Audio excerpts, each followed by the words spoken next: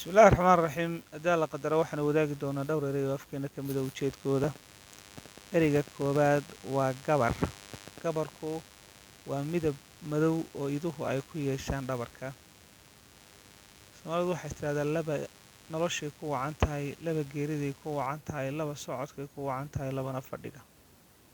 Waa maahmaah qoloba si u sheegto laba noloshay ku wacan tahay oo waa ninka deeqsiga iyo hasha dalawada ah.